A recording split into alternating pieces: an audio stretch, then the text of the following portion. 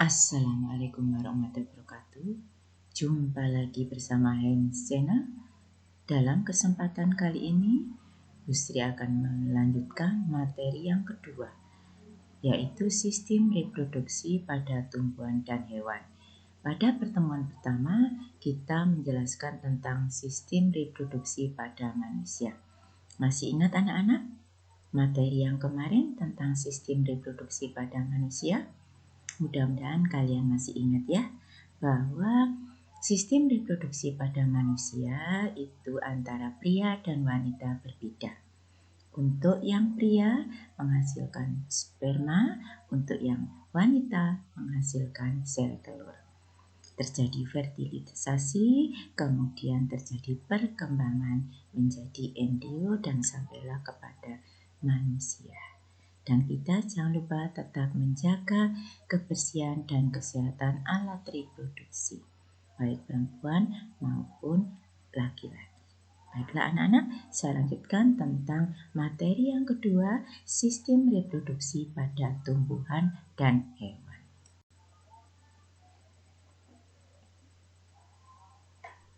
Ini adalah gambar dari tumbuhan, bagaimana sistem reproduksi pada tumbuhan dan hewan. Seperti biasa, kita coba dulu peta konsepnya.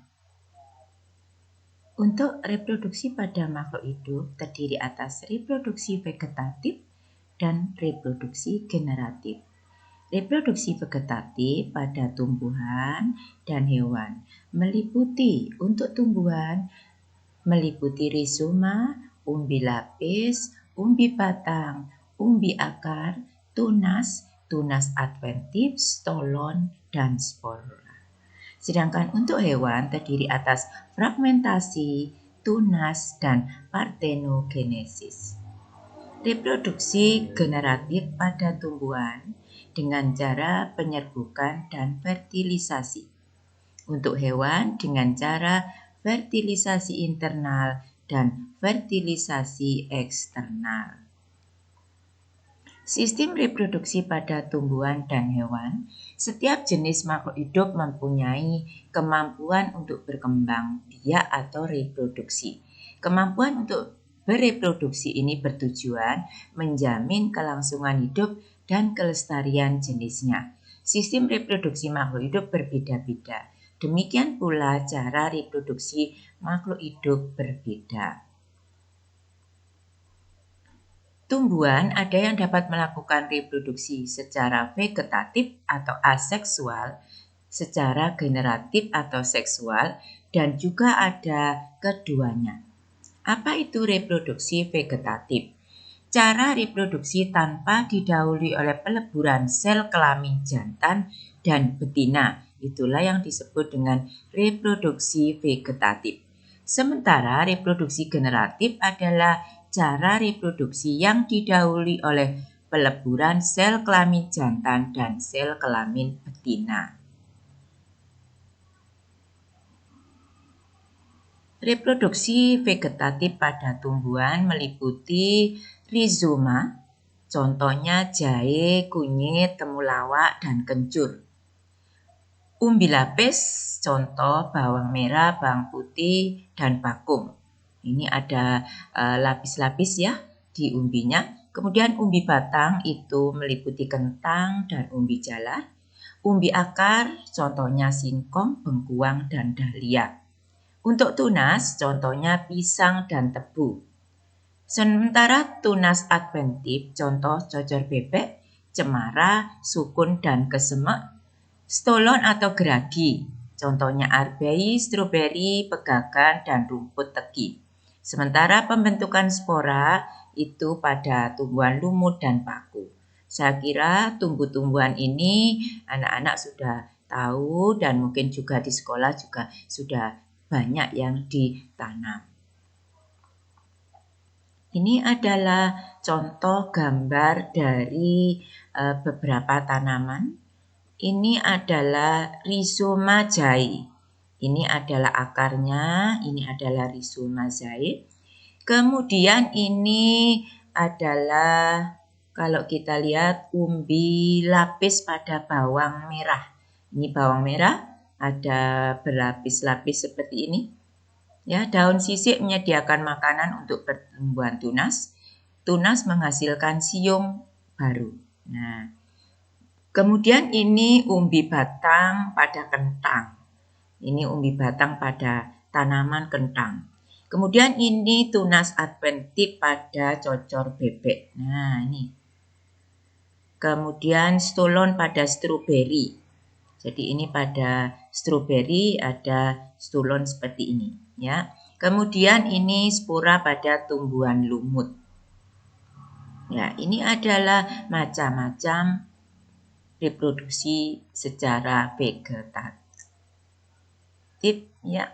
Nah, ini adalah secara vegetatif. Sementara ini untuk yang reproduksi secara generatif pada tumbuhan berbiji. Reproduksi generatif atau seksual, kalau vegetatif aseksual, kalau generatif seksual. Pada tumbuhan tingkat tinggi, contohnya terjadi pada tumbuhan berbiji tertutup atau angiosperma. Tumbuhan biji tertutup memiliki bunga. Bunga merupakan alat reproduksi generatif. Ini adalah gambar bunga. Alat kelamin jantan terdiri atas sejumlah benang sari. Ini adalah sejumlah benang sari.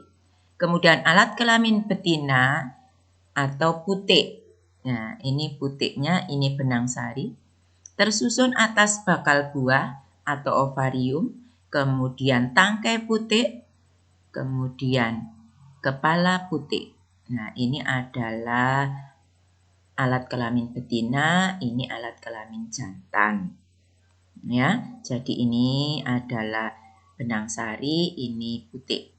Ini bunga ini punya benang sari, punya putik.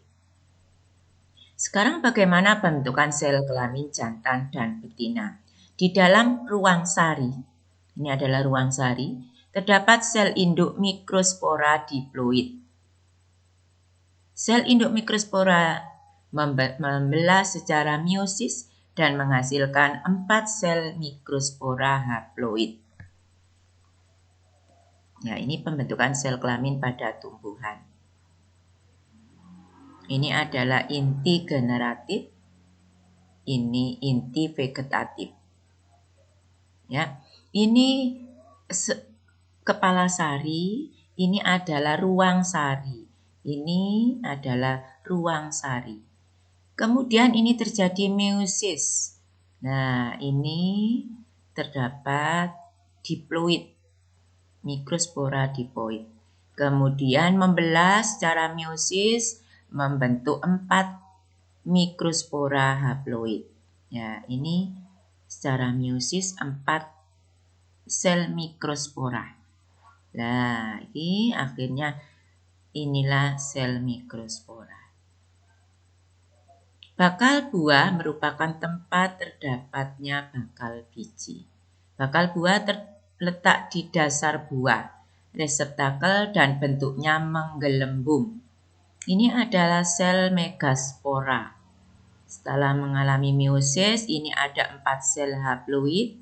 Kemudian ini sel megaspora, ini hilang. Ini megaspora bermitosis menghasilkan 8 inti sel. Jadi 2, ini 4, ini 8. Nah, ini sinergit haploid. Ini adalah inti polar diploid, sel telur haploid. Sel antipoda. Di dalam bakal biji terdapat sel telur yang merupakan gamet betina.